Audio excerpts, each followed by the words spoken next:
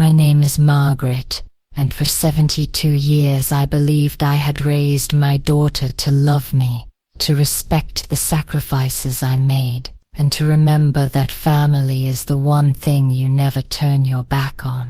But a few months ago, I learned that even a mother's love can be taken for granted, and even a daughter's heart can turn cold. The moment it happened is etched into my memory forever. It was an ordinary morning. I was sitting by the window of my small cottage sipping tea when my phone buzzed. I thought it would be Emily, my daughter, sending me pictures of the grandkids, or asking if I could bake their favorite cookies for the weekend. Instead, it was a short, cutting message that shattered me. "You're not coming. I don't want you on my trip." I read it again and again, hoping my eyes were deceiving me. But no.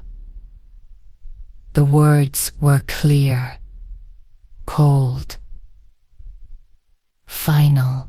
My only daughter was uninviting me from a family trip. The same daughter for whom I had sacrificed everything, even the roof over my own head. To understand why that text broke me, you have to understand what came before. You have to know about the house. The house wasn't just a building, it was the heart of my life. The place where my late husband and I built decades of memories. I still remember the day we bought it. We were so young, with barely enough money for the down payment. My husband worked long shifts at the factory, and I taught school children during the day, then graded papers late into the night. Together, brick by brick, dollar by dollar, we made that house our home. It was in that house we celebrated birthdays, decorated Christmas trees, and tucked Emily into bed with bedtime stories. It was where my husband sat in his old armchair, glasses sliding down his nose as he read the newspaper, where he would laugh at his own bad jokes until we were all laughing with him. That house held love in every corner. When he passed away after 45 years of marriage, the house became even more precious to me. Every room reminded me of him. His voice seemed to linger in the hallways, his presence in the garden he tended so carefully. Letting go of him was the hardest thing I ever had to do. The only comfort I had was the house we had built together. But then Emily and her husband Damon began to struggle.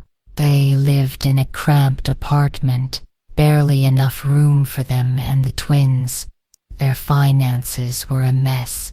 Damon's job was unstable and Emily was juggling work and childcare. But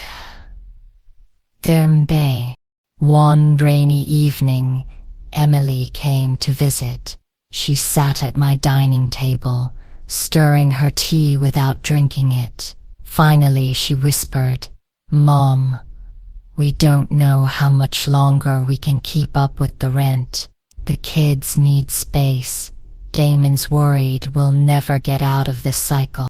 Her words trailed off, but I knew what she was hinting at. My heart ached. She was my daughter, my only child. How could I let her struggle when I had something that could change her life? The sow. Against the pain in my own heart, I made the hardest decision. I signed over the house to Emily and Damon. It felt like handing over a piece of my soul. But I told myself it was for the greater good. Emily would finally have stability.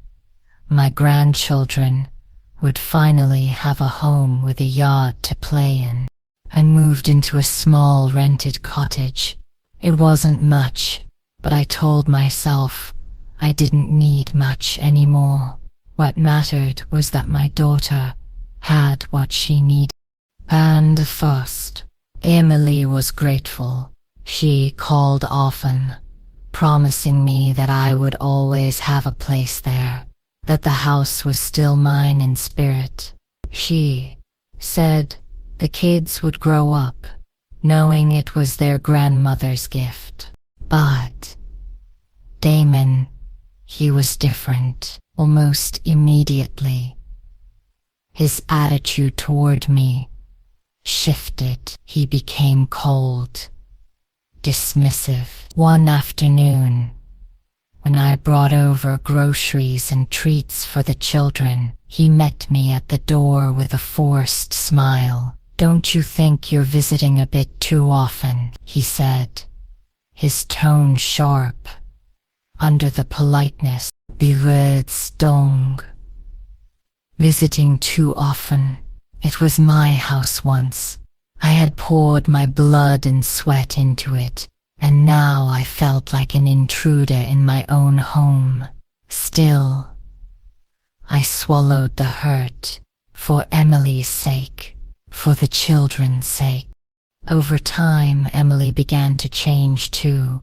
Calls became shorter, cars became shorter, invitations fewer, and when I did come by, Damon hovered close, his arm around her shoulders, his eyes daring me to overstep. My daughter, my flesh and blood, began slipping further and further away from me, as though my love was a burden she didn't want to carry anymore. And then came the trip. Amnesia. He mentioned it casually, saying they were planning something special with the kids. And Liza came here, casual. I imagined us together, laughing by the ocean, making new memories. But instead, I received that text. "You're not coming. I don't want you on my trip." There are no even tendencies.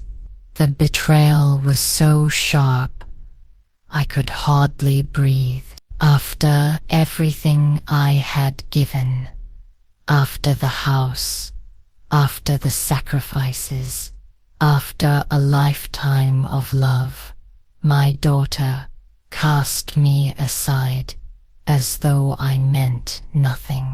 Tears blurred my vision, but beneath the heartbreak, something else began to grow. Anger.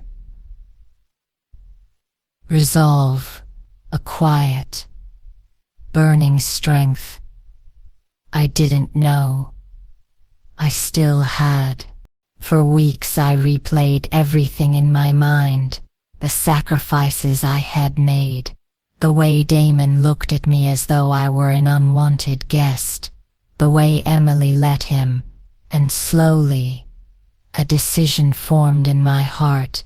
I had given them everything, but what had they given me in return? Disrespect, loneliness, betrayal. So I contacted a lawyer. The house was in their name. Yes, but the money that had built it, the savings that had sustained it, came from me.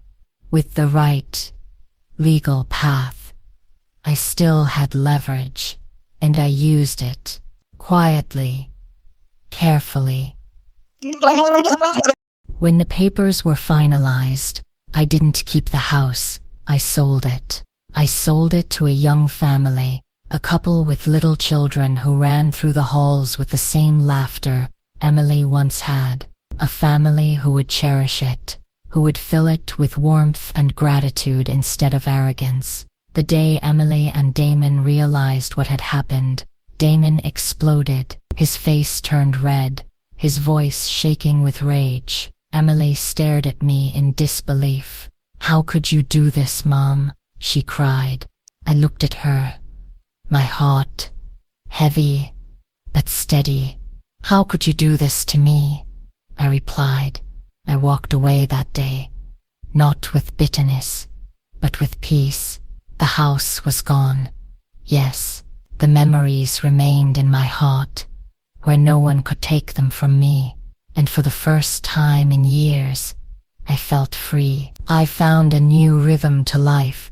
I returned to teaching part-time at the local school, guiding young minds the way I once guided Emily. I filled my days with purpose, with new friendships, with quiet joys, and though the wound of my daughter's betrayal may never fully heal, I no longer let it define me, because sometimes the family you pour yourself into may abandon you, but life always gives you a chance to start again. And if Emily ever looks back on what she lost, if she ever realizes what it cost her to turn away from her own mother, I hope she remembers this. I gave her everything, and when she threw me away, I found the strength to reclaim myself.